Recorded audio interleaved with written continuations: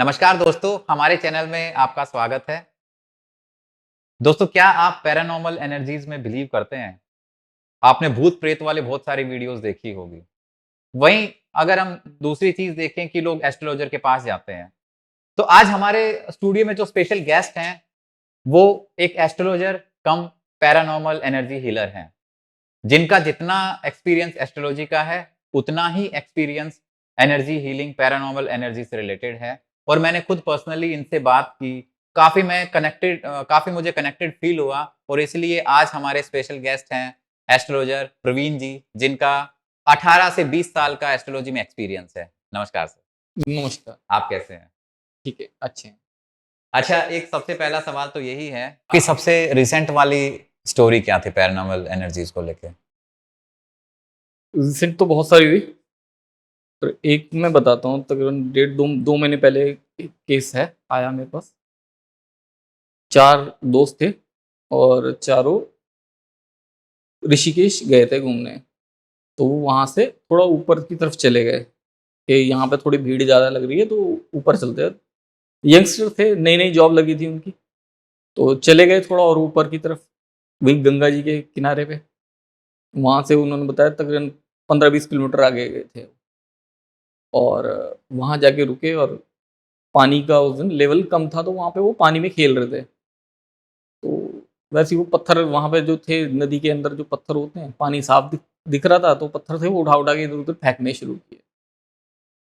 पहले वो बॉल थी एक उनके पास उससे खेल रहे थे, वो बॉल उनकी पानी में बह गई एकदम से, तो उन्होंने वो पत्थर उठा के इधर-उधर फेंकने शुरू किए। अब लड़के हैं, यंगस्टर हैं, थोड़े शरारती होते हैं, तो उन्होंने पत्थर फेंके और फिर उनकी आ गए घर वहाँ जहाँ रुके थे वो, रूम में आए, उसके बाद उनकी तबीयत खराब होनी शुरू हो गई। तो वहाँ होटल वालों ने उनसे एड्रेस वगैरह लिया और उनको कैब में उनके घर दिल्ली वापस भेज दिया। तो उनके एक लड़का था जिसके पेरेंट्स मुझे जानते थे, तो वो लोग आए मेरे पास कि ऐसा-ऐसा हुआ, इसकी तबीयत एकदम से खराब हो गई और रात को पता नहीं क्या बोल रहा है अब। तो अगले दिन सुबह-सुबह आए थे मेरे पास कि रात को पता नहीं क्या बोल रहा था, आप आओ देखो ज़रा एक बार। देखा तो फिर उससे लड़के से पूछा मैंने, तो फिर बोल रहा है मैंने तो कुछ नहीं किया ऐसा। फिर उससे पूछा कि पत्थरों का क्या कर रहे थे तुम? तो फिर उसने बताया कि ऐसा-ऐसा हुआ। ऐसे खेल रहे थे तो फिर पत्थरों के साथ खेलने लग गए। तो मैं कहा उधर एक पत्थर था जिसका आकार शिवलिंग की तरह था।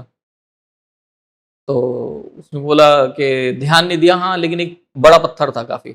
ये आपको कैसे फ़ील हुआ कि शिवलिंग की तरह था? अब बहुत साल हो गए करते हुए, तो उतना तो एहसास हो जाता है। क्योंकि एनर्जीज़ आके बताती हैं बहुत कुछ। तो उसके बाद फिर हुआ, फिर जो भी उसके रिचुअल्स करवाने थे वो करवाए। वो लड़का ठीक हो गया और तकरीबन 15 दिन बाद एक उसके दूसरा फ्रेंड जो साथ में गए थे, दूसरे फ्रेंड के पेरेंट्स के साथ वो लोग आए। इसके भी पेरेंट्स थे, उसके भी पेरेंट्स थे लड़के के। तो उन्होंने बताया मुझे, तो बहुत शॉक्ड न्यूज़ थी कि बाकी के ये 4 लड़के थे, 2 तो वहीं थे मेरे सामने, एक की तबीयत थोड़ी खराब हो रखी थी, एक के रिचुअल्स पूरे हुए थे वो ठीक था, बाकी के 2 लड़कों की डेथ हो चुकी थी। बीमार हुए एकदम से और सडन डेथ हुई उनकी, पता नहीं चला। एक का वो बता रहे हैं जॉन्डिस हुआ और दूसरे का बता रहे हैं हार्ट फेल हो गया, जो डॉक्टर्स ने उनको बताया। तो वो चाह रहे थे अब जो लड़का बचा उसके कुछ जो भी रिचुअल्स हैं वो करवाए जाएँ, ताकि उसकी जान बचे। तो उसका देखा तो मैंने बोला कि हाँ, नहीं करवाने ज़रूरी हैं इसके रिचुअल्स और करवा लो, अच्छी चीज़ है। फिर उसके रिचुअल्स जो थे वो फॉलो किए गए। क्या तो रीज़न रहा होगा वैसे इसके पीछे जो 2 लड़कों की डेथ हुई? क्या कोई स्ट्रॉन्ग एनर्जीज़ थी जो वहाँ पे किसी ने शिवलिंग स्थापित किया था, कभी पुराने टाइम पे कब किया होगा, हो सकता है 10, 15, 20 साल पहले कभी किसी ने कुछ किया हो वहाँ पे, कोई रिचुअल्स वहाँ पूरे किए हों।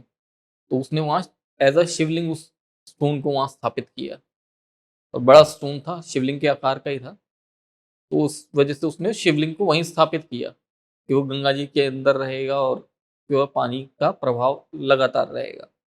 वो किसी ने अपनी मनोकामना के हिसाब से उसने किया, लेकिन इन्होंने उसको अनजाने में गलत कर दिया। शिवलिंग क्योंकि हैं शिवलिंग की एक बताता हूँ ना आपको स्टोरी। नोएडा में एक जगह है, नोएडा एक्सटेंशन के नाम से फेमस है अभी। बिसरक गाँव है वो, और पिछले 5000 साल से उस गाँव में दिवाली, दशहरा नहीं मनाया गया। और वो लोग केस लड़े हैं, सुप्रीम कोर्ट तक गए हैं, रावण को ना जलाया जाए दशहरे पे, इस केस को लेके सुप्रीम कोर्ट तक गए हैं और हार गए थे। उस गाँव के अंदर आज तक हनुमान जी की पूजा नहीं होती, राम जी की पूजा नहीं होती। रावण का पैतृक गांव रावण का पैतृक गाँव है। और ये रावण का पैतृक गाँव है, ये कैसे पता चला? वहाँ पे एक शिव मंदिर है छोटा-सा, और उस शिव मंदिर में शिवलिंग है, जो एक बहुत फेमस तांत्रिक थे, तांत्रिक चंद्रा स्वामी के नाम से। आप गूगल पे सर्च करेंगे, आपको मिल जाएँगे।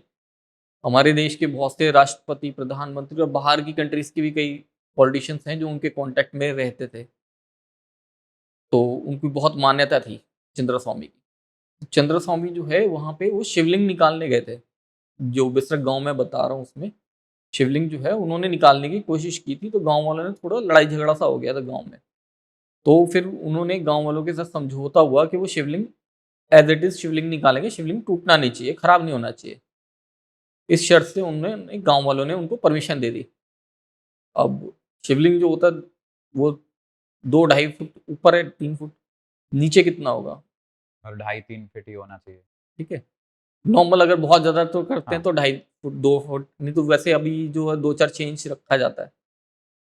उन्होंने खोदा उसे, तो कुल्हाड़ी वगैरह से खोद के वो थक गए, नहीं हुआ। फिर जेसीबी मशीन से आई, उनसे भी किया। फिर उसके बाद और मशीनरी आई, जेसीबी से भी काम नहीं बना।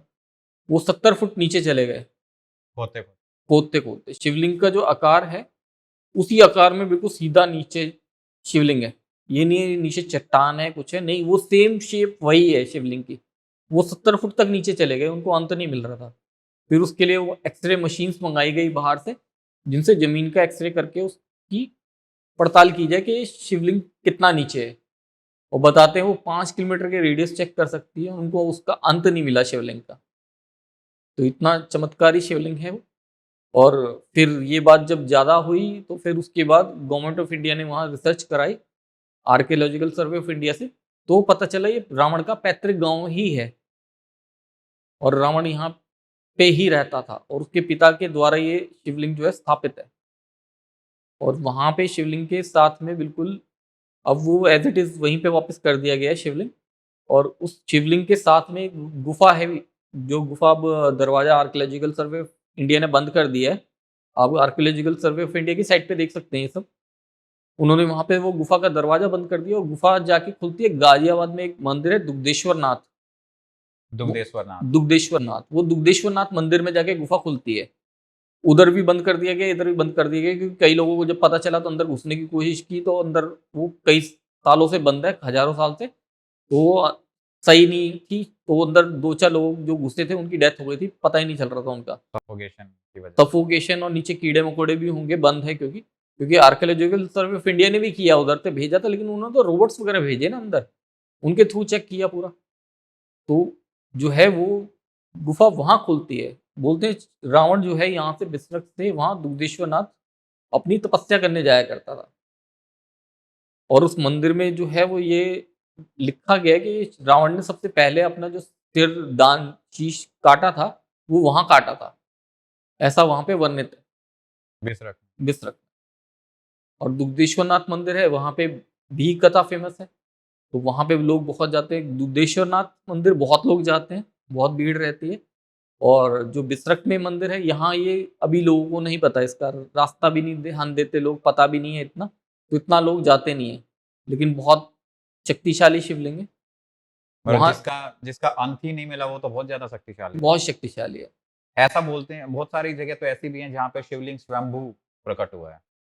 नहीं, बहुत जगह है। और ये जो शिवलिंग है, ये बोलते हैं 10 दिशाओं को बाँधा हुआ है शिवलिंग ने, 10 दिशाओं के लिए है ये। हर जगह शिवलिंग जो है आपने गोल देखे होंगे या अलग-अलग कोण के देखे होंगे, ये अष्टकोण शिवलिंग है। शिवलिंग है, लेकिन उसपे 8 कोने बने हुए हैं, 8 दिशाओं के लिए। एक ऊपर की दिशा आ गई, एक नीचे की दिशा आ गई। टोटल 10 दिशाएँ बोलते हैं ये शिवलिंग के ऊपर हैं। ये 10 दिशाओं को शांत करने के लिए है। तो रावण ने यहाँ पे पहले की थी पूजा, फिर वहाँ यहाँ गांव में शायद पूजा नहीं कर पाता था, तो इसलिए वो तपस्या नहीं कर पाता था, इसलिए वो बिसरक जाता था, तो ये सुरंग खोदी गई थी। वो सुरंग कैसे खोदी गई, किसने खोदी, पता नहीं, लेकिन कथा यही है कि रावण ने वहां जाता था, रावण उस गुफा से, और उसकी लंबाई तकरीबन 7 किलोमीटर है गुफा की। अगर बाहर से जाएंगे तो 12-15 किलोमीटर का रेडियस है तकरीबन, रोड बाय रोड जाएंगे तो 12-15 किलोमीटर दूर है। तो जैसे ऐसी जगह होती है जिनका पौराणिक कनेक्शन होता है, हम्म, तो ऐसी जगह पे तो सिद्धियां भी बहुत होती हैं, बहुत साधक लोग भी बहुत आते होंगे, तपस्वी साधु संत भी आते होंगे। वहां पे तांत्रिक मैंने बहुत ज्यादा देखे, तंत्र पूजा के लिए बहुत लोग जाते हैं। जो पूजा कहीं और नहीं हो पाती, कहीं और उसका फल नहीं मिल रहा, वो लोग वहां करना ज्यादा पसंद करते हैं, चाहे वो तांत्रिक है या वैसे कोई और हो सिद्धि जो शिव से रिलेटेड हो, तो वो लोग वहां करना पसंद करते हैं। आप कभी ऐसे तपस्वी लोगों से मिले हो, मतलब तांत्रिक नहीं, मतलब नॉर्मल जो पॉजिटिव है, जो साधु संत जो तपस्वी हैं? भाई जो नॉर्मल हमारे लाइफ में भी हैं उनसे तो मुलाकात होती है। बाकी आप बोलेंगे बिल्कुल तपस्वी, तो वैसे लोग नहीं मिले मुझे, वैसे लोग नहीं मिले। एक बार गया था मैं तलाश में, जो बद्रीनाथ है, बद्रीनाथ धाम से तकरीबन 2.5-3 किलोमीटर ऊपर एक गुफा है, पदचिन्ह गुफा है, चिन्ह है वहां पे किसके, भगवान शिव के और भगवान विष्णु के पद चिन्ह है वहाँ गुफा पे, गुफा के दरवाजे पे। और वहां अंदर एक जोत जल रही है, और बोलते हैं वो सदियों से जल रही है जोत। अब 6 महीने जैसे बद्रीनाथ कपाट खुले रहते हैं, 6 महीने बंद रहते हैं, तो वो 6 महीने वो जो गुफा में जोत है वो जलती रहती है, वो नहीं समाती कभी, और लोग जाते नहीं लेकिन वहाँ। और उस रास्ते पे जाओ आगे तो कई जगह गुफाएं हैं बीच में, वहाँ गुफाएं हैं बहुत सारी। आप किसी गुफा में जाने की कोशिश करोगे तो वहाँ आर्मी रहती है बहुत, आर्मी वाले मना कर देते हैं कि अंदर मत जाओ, आवाजें मत लगाना, अंदर शोर मत करना।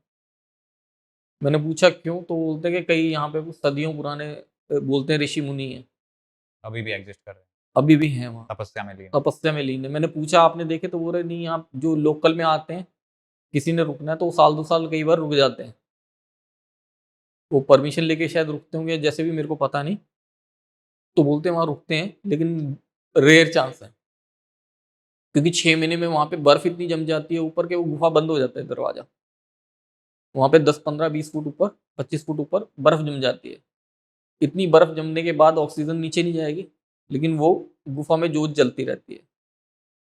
और वहाँ पे वो जो गुफाएं हैं वो भी सेम बंद हो जाती हैं, तो खाने पीने के लिए कुछ नहीं मिलेगा, 4-6 महीने वहाँ कुछ नहीं मिल पाएगा, उस गुफा के अंदर ही रहेंगे। लेकिन वो सिद्ध पुरुष जो है वहीं रहते हैं, जो भूख लोग, प्यास नहीं लगती है उनको? सदियां हो गई उनकी, तो सदियां हो गई, क्या भूख प्यास, सब सब कुछ तपस्या जीत में लिया। ऐसे लीन है, उनको तो समय का भी नहीं पता है। कुछ नहीं पता, उन्होंने सब कुछ जीत लिया, उन्होंने तो सब कुछ जीत लिया। कहते हैं उन्होंने तो मौत को भी जीत लिया ना, इतने सालों से है तो, हजारों साल से अगर वहां बैठा है कोई तो। फिर वो लोग अपने हिसाब से, अब जब वो चाहते हैं, जब वो उनका मोह भंग हो जाता है यहाँ से दुनिया से, तब वो अपना शरीर त्याग देते हैं। उससे पहले तो इस शरीर में ही भगवान की जितनी तपस्या करनी है, क्योंकि कहते हैं हम जब तक इंसानी शरीर में है, ये पंच तत्व के घेरे में हैं हम, तब तक हम जो कर्म कर रहे हैं हमें उन कर्मों का फल मिलेगा। उसके बाद कर्मों का फल नहीं मिलता, कर्म करते ना, कर्मों का फल नहीं मिलता। जो पैरानॉर्मल एक्टिविटीज होती हैं ये किस लिए होती हैं, जो किसी के साथ खुद हो जाती है वो किस लिए होती है, जो कर रहा है वो चीज अलग है, लेकिन खुद हो गई तो किस लिए हुई, वो जिसकी जो इच्छाएं, जो पता है उसे जो चीज अधूरी रह गई, उसकी पूजा पाठ अधूरी रह गई या कोई चीज पूरी रह गई, उसने कहीं दर्शन करके आने थे वो अधूरे रह गए, तो किसी के शरीर धारण करके जाएगा तभी तो कर्मों का फल तभी मिलेगा ना। लेकिन जिसका शरीर है उसके कर्म खराब हो जाएंगे ना, उसको अपने से मतलब है, उसने तो अपने कर्म पूरे करने, वो तो अपने कर्म पूरे करेगा, क्योंकि उसको, हर किसी को चाहिए क्या, मोक्ष, मोक्ष ही चाहिए ना हर किसी को। यहाँ तो हम मोह माया में बंध जाते हैं ना, ऊपर वाले ने खुद बोला है ना, हमें मोह माया के पास में बांधना है, ऊपर वाले ने तो बांध रखा है, कर्मों के बंधन में बांध रखा है। बोलते हैं एक, आपने किसी से रोटी ली है एक, तो उसको, आपको रोटी वापस करनी है, आपने किसी से 100 रुपये लिए, उसे 100 रुपये वापस करने हैं। अब मैंने आके आपके यहाँ चाय पी ली, तो भाई वो तो कर्म बंधनों में तो मैं फंस गया, अब या तो आपने मेरे को चाय पिलाई है अभी, तो हो सकता है या तो मैंने आपको पिलाई थी पहले कभी, नहीं तो अब मैं पिलाऊंगा आपको। तो वो तो कर्म बंधनों में फंस गए, हम खुद ही फंसे हुए ना। कितना कितना छोड़ेंगे हम अपने आप को? अगर हम अपने धर्म ग्रंथों के हिसाब से देखें तो भाई कितना छोड़ेंगे? हम तो छोड़ ही नहीं सकते, लिप्त हैं हम तो अपने कामों में, हमें तो ध्यान ही नहीं है क्या कर रहे हैं। जब जाएंगे तो क्या होगा पता नहीं। हाथों की जैसे लकीरें होते हैं उससे हम देखते हैं कि आयु कितनी है। वो कौन-सी लकीरें होती हैं? देखो, आयु का और मृत्यु का, ये दो चीजें जो हैं वो भगवान ने अपने हाथ में रखी हैं, वो किसी के हाथ में नहीं दी। आप लकीरें कोई से भी देख लो, कुछ भी कर लो, जन्म और मृत्यु दोनों भगवान के हाथ में। कब क्या करेगा वो भगवान जानता है, हम कुछ नहीं बोल पाते। जो अकाल मृत्यु होती है, वो भी लकीरों में लिखी होती है? लिखा बहुत कुछ होता है, लिखा बहुत कुछ होता है, बिल्कुल पता चल जाता है। लेकिन अगर किसी को बता दो अभी कि हाँ अकाल मृत्यु है हाथ हाँ। में, या फिर अल्पायु है, आधे तो वो वैसे ही खत्म हो। मर जाएँगे, सोच-सोच। सोच सोच के। और जो लिखा हुआ आप उससे लड़ सकते हो, बदल सकते हो। अगर अल्प मृत्यु है ना लिखी हुई, या आयु कम लिखी है, आप लड़िए ना उससे। कौन मना कर रहा है? आप लड़ेंगे तभी तो काम बनेगा। तो लकीर चेंज हो जाती है। लकीरें बिल्कुल चेंज होंगी। सॉरी, कौन बोलता है लकीरें चेंज नहीं होगी? अगर हम कुंडली से देखते हैं ना मृत्यु को, तो कुंडली से मृत्यु को देखा जाता है अष्टम भाव से, और अष्टम में मृत्यु देखते हैं, और अष्टम से अष्टम तृतीय भाव होता है। अष्टम से अष्टम कौन सा हो गया? मृत्यु को हराने वाला भाव। और तृतीय भाव से हम क्या देखते हैं? कान। मृत्यु को हराने वाले होते हैं आपके कान। मृत्यु को हराइए इससे। कैसे? बहुत सारे तरीके हैं। सबसे पहले तो अपने थंब लीजिए, अपने कान पे ऐसे रखिए, ये नीचे की साइड करिए, दोनों थंब से 2-3 मिनट डेली। 8-10 साल छोटे लगेंगे आप अपनी उम्र से। दूसरे शब्दों में कहूं तो 8-10 साल उम्र बढ़ जाएगी। आपने कभी देखा होगा, अगर गांव में जो बड़े बूढ़े हुआ करते थे, इनके कान बहुत बड़े होते थे। कान क्यों बड़े होते थे? कान बड़े होने का मतलब होता है आयुष होना, लाइफ स्पैन बड़ा होना, इसलिए उनके कान बड़े होते थे। खींचते थे ना लोग पहले कान, क्यों? आयु लंबी करने के लिए। नहीं, लेकिन कई बार ऐसे जैसे जो हमारी एज होती है, वो हमारे लाइफ़स्टाइल का भी फैक्टर है। अब एक पर्सन है वो दबा के बर्गर, पिज़्ज़ा सब कुछ खा रहा है और रोज़ शाम को आधे 1 घंटे अपने कानों को ऐसे करता है। तो क्या ये चीज़ उस पे भी एप्लीकेबल होगी? बिल्कुल एप्लीकेबल होगी ना। आप 15-20 दिन करके देखो ना, आपके फेस पे फर्क नजर आएगा आपको।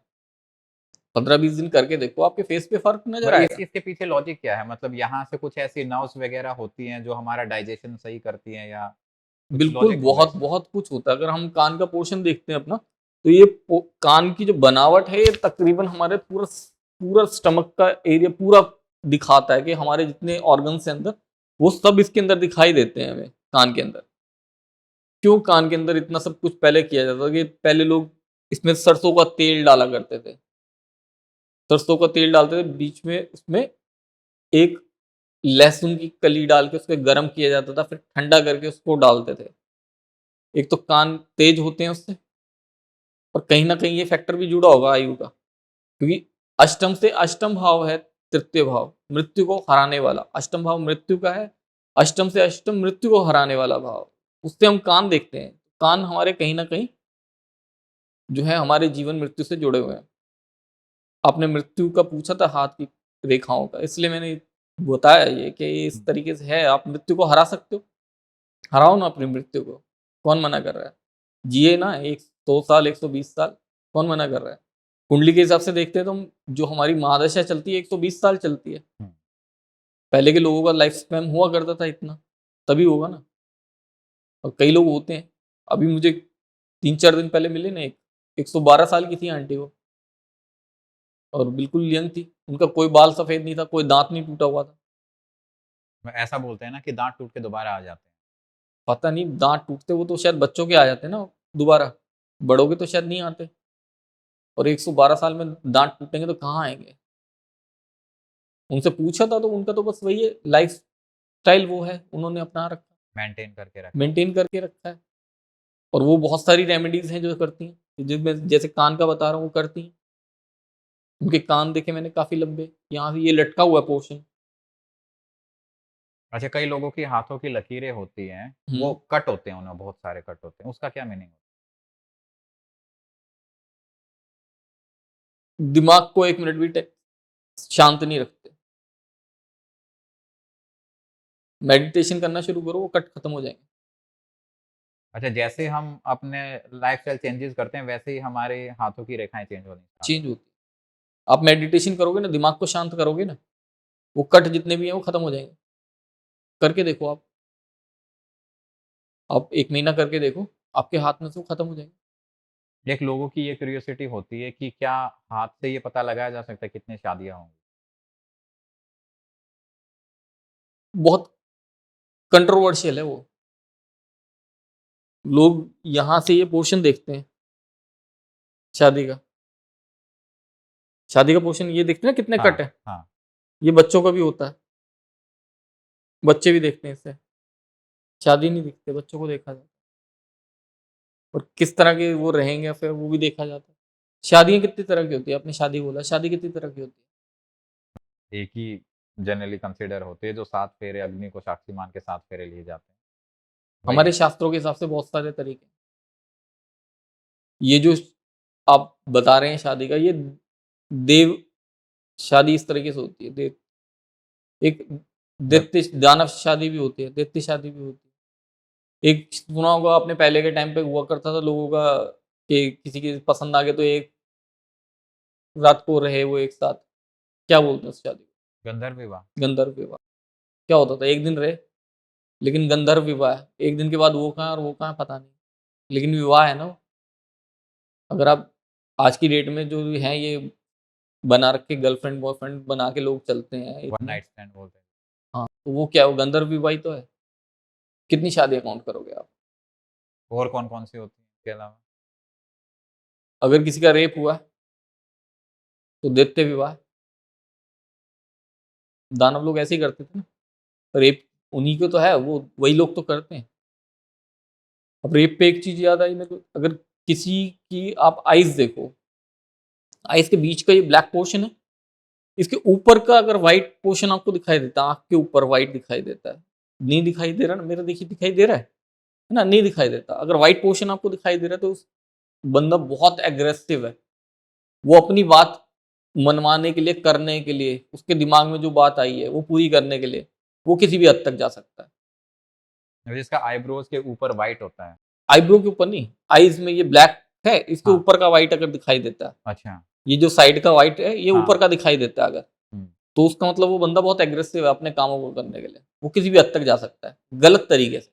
एग्रेसिव मतलब गलत तरीके से जा सकता है। कामुकता उसके अंदर काफ़ी ज़्यादा। कामुकता अगर नीचे का दिखाई देता है हुँ। पोर्शन व्हाइट, तो कामुकता बहुत ज्यादा। वो आप चेक करोगे तो 99% वो लोग रेप केसेस में जेल में हैं। अगर आपने अभी दशहरा दिवाली निकले, हुँ। आपने रावण का पुतला देखा होगा। हुँ। रावण के पुतले में दोनों साइड का व्हाइट दिखाया जाता लेफ्ट और राइट, ऊपर-नीचे है। का नहीं। ऊपर ऊपर नीचे का दोनों साइड का व्हाइट दिखाया जाता है उसकी आईज में। लेफ्ट और राइट व्हाइट दिखाई दे रहा है, हर किसी को दिखता है। ऊपर और नीचे का व्हाइट जो है वो रेयर चांसेस हैं, और ज्यादातर लोग जेल में। जिनका ऊपर और नीचे दोनों। अगर नीचे का है तो वो रेपिस्ट है। ज्यादातर लोग रेप केस में हैं। नहीं है तो वो लोग इस चीज के लिए बहुत ज्यादा, बहुत सोच होती है उनकी कि हाँ किसी के साथ कुछ करना है करके। They are very aggressive. बिल्कुल बिल्कुल तैयार रहते हो हर चीज, और किसी भी हद तक जाते हैं।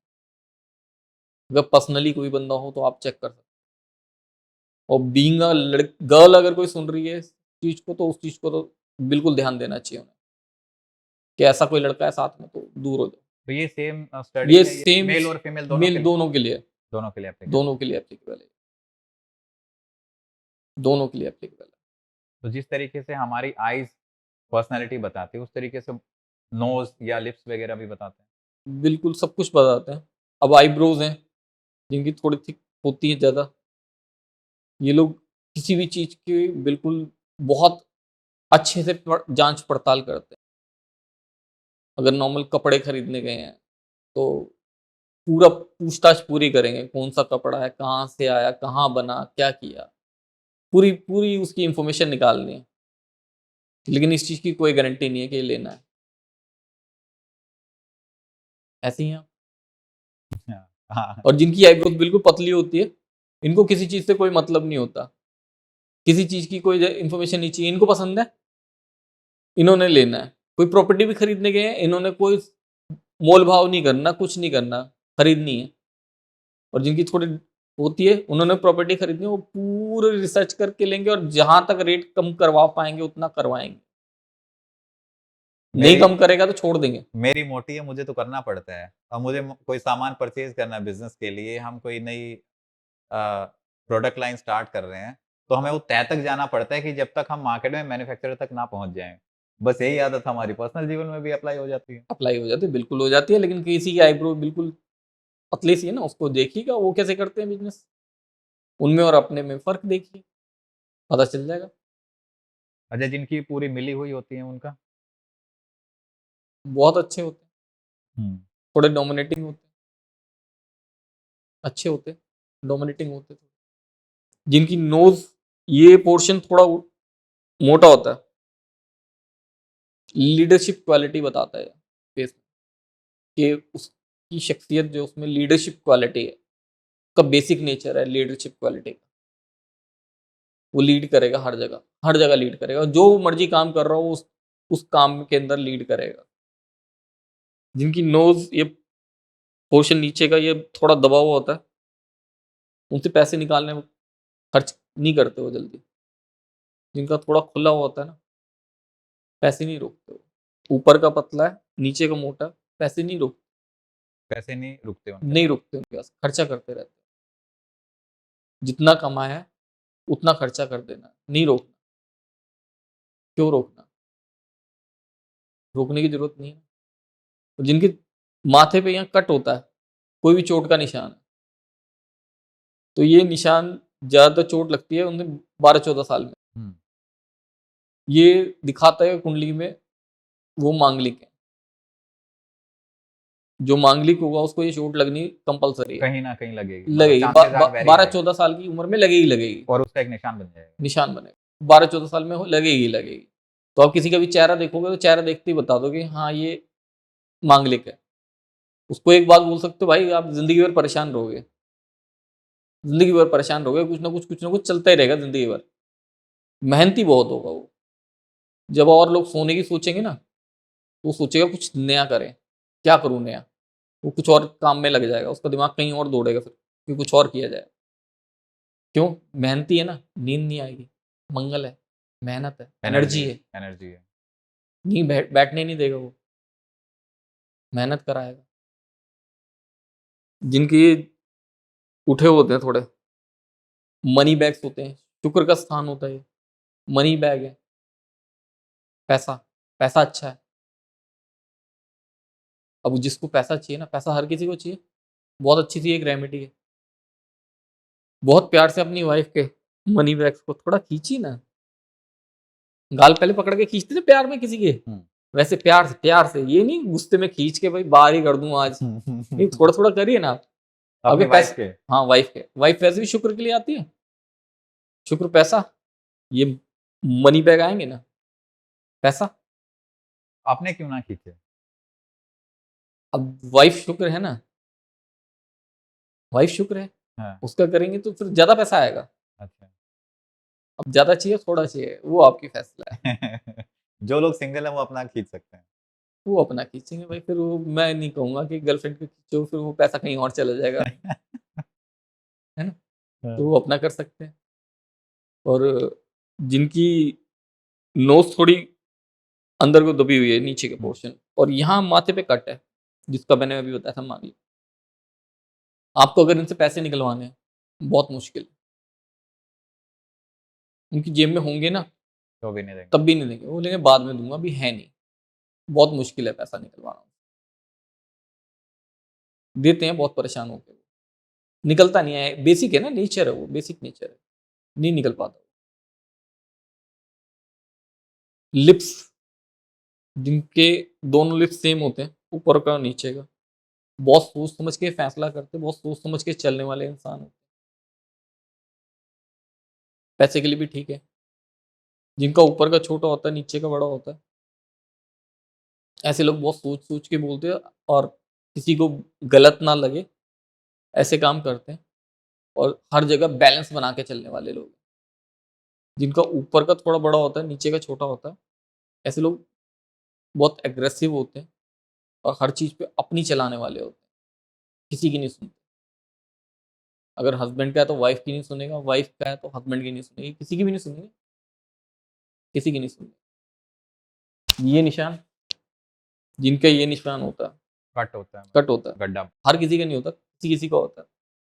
ये निशान होता है कि आप अपने पूर्वजों से कुछ लेके आए हो, ये तो आपके भी और मेरे भी है। बिल्कुल, पूर्वजों से लेके आए हो। मैंने पूर्वजों से एस्ट्रोलॉजी लिया है, आपने क्या लिया है आप बता दो? मुझे तो अभी कोई आइडिया नहीं है, वो तो मुझे लग रहा है कि आगे कुछ सालों में क्लियर हो जाएगा। कुंडली में क्लियर होता है वो, कुंडली में आ जाएगा कि आप कुंडली क्या में लेके मेरा 9th हाउस में जुपिटर है। बहुत बढ़िया।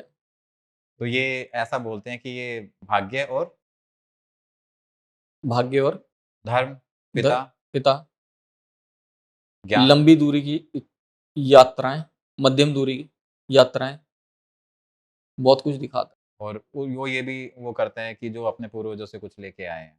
पूर्वजों से लेके आए वो ये पोर्शन ज़्यादा दिखाता है। वो फिर अष्टम भाव से भी पता चलता है, पेरेंटल प्रॉपर्टी का, कि आप क्या लेके आए हैं। प्रॉपर्टी वगैरह तो नहीं, नहीं, लेकिन पेरेंटल, अब एस्ट्रोलॉजी लाया हूँ ज्ञान। तो वो प्रॉपर्टी है ना मेरे लिए तो। हाँ, कुछ दिया है ना वो मेरे बड़े बूढ़ों ने, कि बहुत सारी स्थितियाँ ऐसी हैं कि वो आई हैं मेरे पास, बहुत ईज़िली आई हैं। इसलिए मेरे को उतनी मेहनत नहीं करनी पड़ी जितनी मेहनत और लोगों को शायद करनी पड़ती है, उतनी मेहनत नहीं करनी पड़ी मुझे।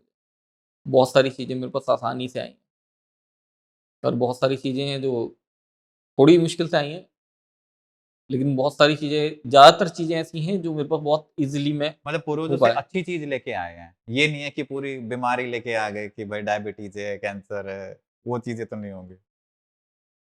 पूर्वज लक। कभी अपने बच्चों को गलत हाँ, नहीं देना चाहेंगे। पूर्वज कभी अपने बच्चों को गलत नहीं देना चाहेंगे। कोई पिता अपने बच्चों को गलत देगा? वो नहीं देगा। और वो तो पूर्वज हैं, वो तो धरती छोड़ के चले गए, उनको तो वैसे भी सब चीज़ों का ज्ञान है, तो वो क्यों गलत करेंगे? तो सबसे पहले करेंगे ना। इसलिए तो पितृपक्ष में हम लोग क्या करते हैं, माँगते हैं ना उनसे कि हाँ, हमारे साथ खुश रहो, हमारे को चीज़ें दो ये। अपने लिए सुख, समृद्धि, ऐश्वर्य, सौभाग्य माँगते हैं, पितरों से माँगते हैं ना। किस लिए माँगते हैं? इसलिए माँगते हैं कि वो दे देंगे, जल्दी देंगे। क्योंकि हम उनके अपने हैं, वो हमारे अपने हैं। तो हमारी जल्दी सुनेंगे, हमारे को जल्दी करेंगे वो। तो टेक्निकली अब अगर हम देखें कि जिन लोगों को ये होता है उनके फिर पितृदोष भी नहीं होना चाहिए, या हो सकता है पितृदोष? हो सकता है। वो अब अलग कांसेप्ट पे चले गए। चलिए, इस पॉडकास्ट को यहीं एंड करते हैं। उम्मीद है दोस्तों आपको ये जानकारी अच्छी लगी होगी। अगर आपके किसी भी प्रकार के कोई भी सवाल हैं तो आप हमें कमेंट्स में बताइएगा। हम कोशिश करते हैं कि उन सवालों का अगले पॉडकास्ट में ज़रूर हम आंसर दें। धन्यवाद।